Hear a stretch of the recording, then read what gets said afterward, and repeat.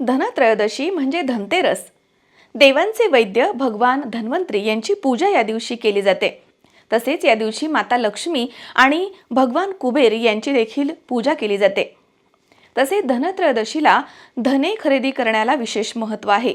धने हे संपत्तीचे प्रतीक मानले जातात. त्यामुळे या दिवशी धन्याची खरेदी करून त्यांची पूजा केली जाते आणि त्यानंतर ते धने आपल्या तिजोरीमध्ये ठेवले जातात. त्यामुळे घरामध्ये समृद्धी येते असं मानलं जातं.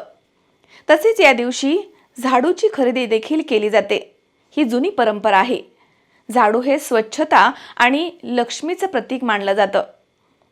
या झाडूची या दिवशी पूजा केली जाते आणि लक्ष्मी पूजनच्या दिवशी या झाडूनं घरामधील केर काढला जातो. त्यामुळे घरामधील दारिद्र्य निघून जातं असं म्हटलं जातं. तुम्हा सर्वांना धनत्रयोदशीच्या मनपूर्वक शुभेच्छा. पूर्ण व्हिडिओ पाहायचा असेल तर आजच माझ्या दुर्गा रोडगे या यूट्यूब चॅनलला लाईक करा, शेअर करा आणि सबस्क्राईब करा.